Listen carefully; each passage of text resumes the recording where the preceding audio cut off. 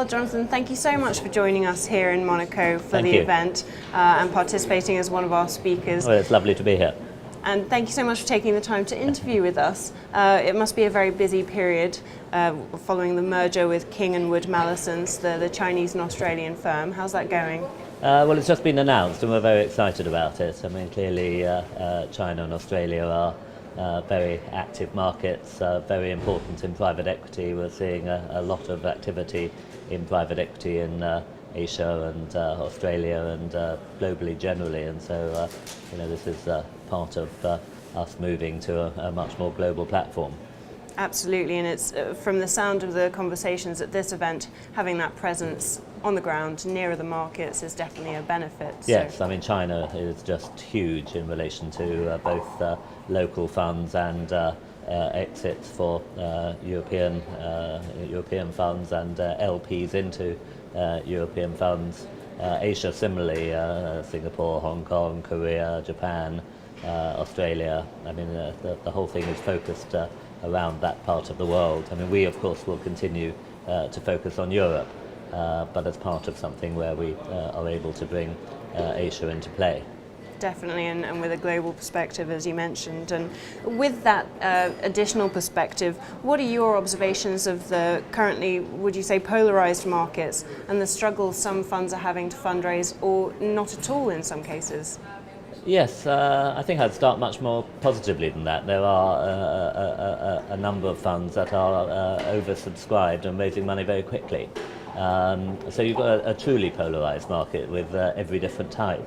And what goes along with that is that the terms and conditions are less standardized than they've ever been.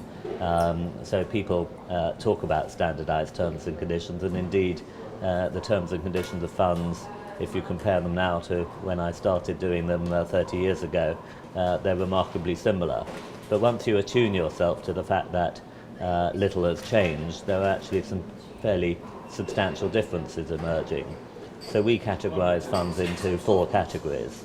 The first being the oversubscribed funds, which raise their money very quickly and are able to not only hold their terms and conditions, but sometimes, if they want to push back a bit.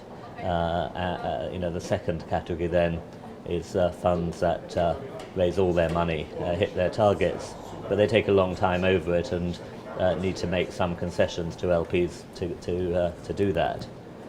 Third category, those who succeed in raising a fund but don't hit target. Again, takes a long time. Again, a heavy negotiation with LPs.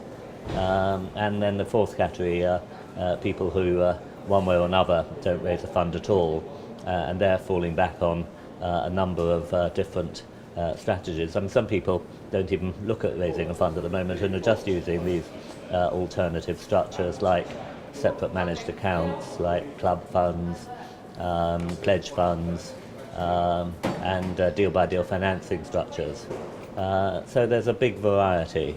We're also seeing different types of funds coming into the market at the moment, like Luxembourg Limited Partnerships, which is a new structure. We've just opened an office in Luxembourg, so we're seeing quite a lot of them, particularly with the changes in regulation.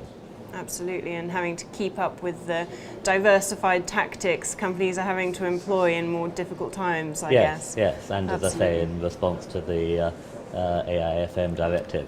Absolutely, and that new directive coming in, do you feel that companies are prepared, or are they just setting off on the path of meeting those new directives? How's the regulatory environment in Well, it's an Europe? extraordinary time, and the whole process of the directive has been extraordinary. I mean, as of July, we're now into the position where a number of funds are having to deal with the new situation for marketing.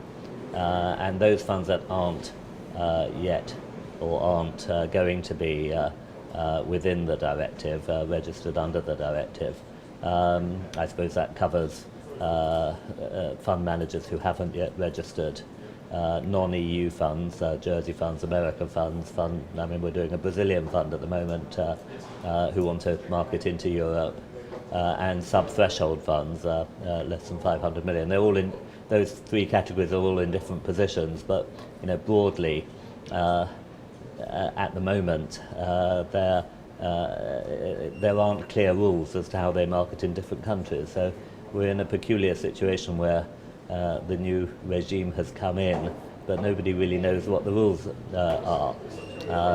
We thought before that we'd be relying on the private placement rules of each individual country, but a number of countries have changed their private placement rules to make them more difficult.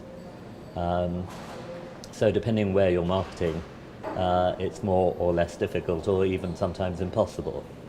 UK and Luxembourg is possible. Things haven't really changed that much, although you're having to notify. In Germany, Austria, Denmark, other countries, you're having to get permission to market your fund, so you're having to register and register your fund documentation and get permission, which takes several months. You're having to comply with certain aspects of the directive, like depository, in this sort of interim period. And then there are countries like France, where it's virtually impossible unless you're French, because you're having to, in order to be allowed to market in France, you're having to comply with French requirements for French managers. Absolutely. So gaining any sort of clarity is actually part of the challenge as well. And Yes, just yes. interested, Jonathan, in getting your professional opinion on the cannabis presentation we had yesterday. And that's quite a different regulatory environment, a few pitfalls potentially there for that. What's your view on how successful it will be? It's very hard to know, really, isn't it? I mean, we're talking about a completely different regulatory environment there for the actual product, and you know, also the question whether, from a financial point of view, it's a viable fund in the first place. So, it's an interesting concept, and obviously, it's a headline-grabbing concept.